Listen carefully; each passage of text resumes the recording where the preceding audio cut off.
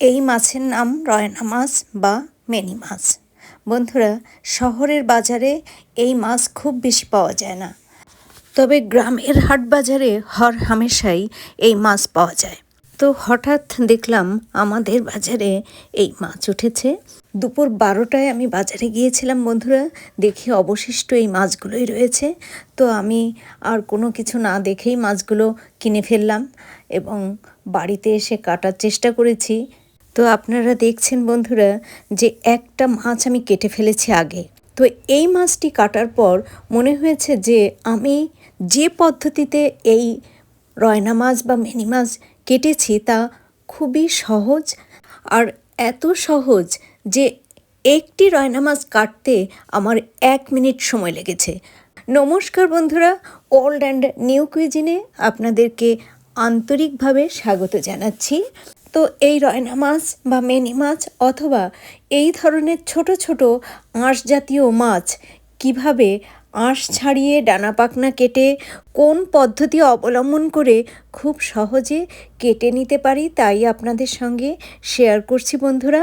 আশা করি রয়না মাছ বা মিনি মাছের মতো ছোট ছোট আঁশযুক্ত যে মাছগুলো রয়েছে সেই মাছগুলো কোন পদ্ধতি অবলম্বন করে এই জাতীয় আঁশযুক্ত ছোট মাছ কাটলে অতি দ্রুত কাটা যাবে। আশা করি ছোট ছোট আঁশযুক্ত মাছের আঁশ ছাড়িয়ে অতি দ্রুত এই মাছ কাটার কৌশল বা পদ্ধতি আপনাদের ভালো লাগবে। তাহলে বন্ধুরা সঙ্গে থাকুন আর দেখতে থাকুন। বন্ধুরা, এখানে যে রয়না মাছগুলো রয়েছে তার প্রতিটি রয়না মাছ কাটতে মাত্র 1 মিনিট সময় লেগেছে। তো 1 মিনিটে মাছ কাটার জন্য আমি কি কি জিনিস ব্যবহার করেছি তা আপনাদের সঙ্গে প্রথমে শেয়ার করছি বন্ধুরা। প্রথমেই আসি মাছের আঁশ ছাড়ানো প্রসঙ্গে। বন্ধুরা দেখুন, আমার হাতে একটা গ্রেটার। এই ধরনের গ্রেটার প্রায় প্রতিটি বাড়িতেই রয়েছে। তো এই গ্রেটারের ধারালো পাশ দিয়েই আমি মাছের আঁশ ছাড়াবো।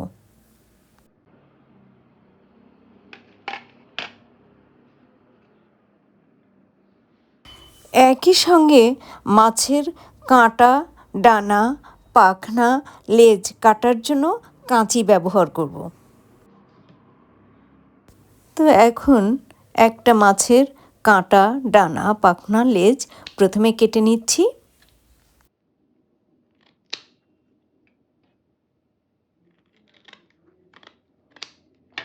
বন্ধুরা, আমি এখন এই মাছটি যেভাবে কাটবো ঠিক একইভাবে আগে এই মাছটি কেটে নিয়েছিলাম, আর তখন আমার মনে হয়েছে যে এই মাছ কাটার পদ্ধতি বা কৌশল যদি আমার বন্ধুদের সঙ্গে শেয়ার করি তাহলে আমার বন্ধুদের কখনো না কখনো এই পদ্ধতি বা কৌশল এই জাতীয় আঁশযুক্ত ছোট মাছ কাটার ক্ষেত্রে প্রয়োগ করে মাছ কাটার একঘেয়েমি থেকে কিছুটা হলেও স্বাচ্ছন্দ্য লাভ করতে পারবেন।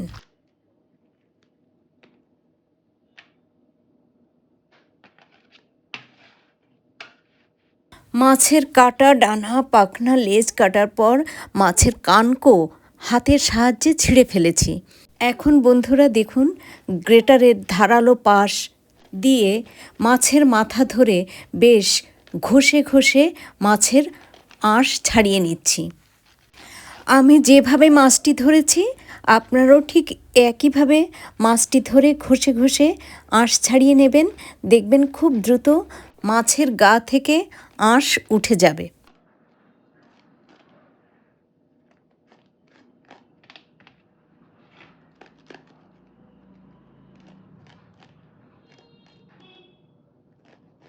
এখন নখ দিয়ে মাছের গায়ে আঁচড়ে দেখাচ্ছি যে এর গায়ে কোনো ধরনের আঁশ আছে কি না। এখন দেখুন, রয়না মাছের কানের এই ফোকড়াগুলো ধরে এমনভাবে টেনে আনবো যাতে রয়না মাছের পেটের নাড়িভুড়ি সব বেরিয়ে আসবে, আর এর ফলে রয়না মাছের পেট কেটে নাড়িভুড়ি বের করার প্রয়োজন হবে না। এখন আরও একটি রয়না মাছ কাটা আপনাদের সঙ্গে শেয়ার করব বন্ধুরা।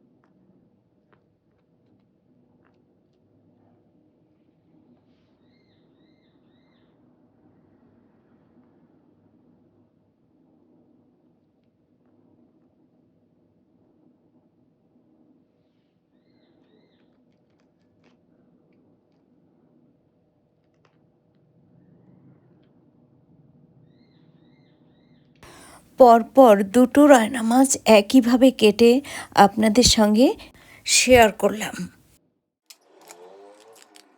এখন কাটতে বাকি রয়েছে যে রয়না মাছগুলো, এই রয়না মাছগুলোর কাঁটা, ডানা, পাখনা, লেজ, কানকো কেটে নিয়ে তারপর মাছের গায়ের আঁশ ছাড়িয়ে নিয়ে সব শেষে মাছের পেটের নাড়িভুড়ি বের করে নেব।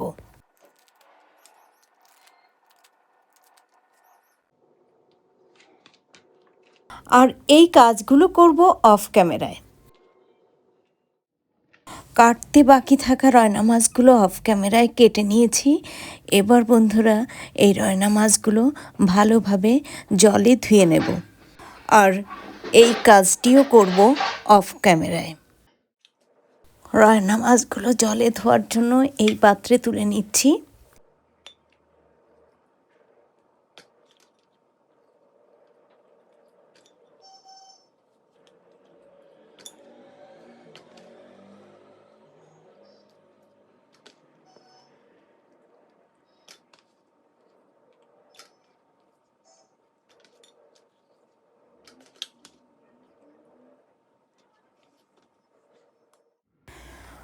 রয়না মাছগুলো কেটে ধুয়ে পরিষ্কার পরিচ্ছন্ন করে নিয়েছি।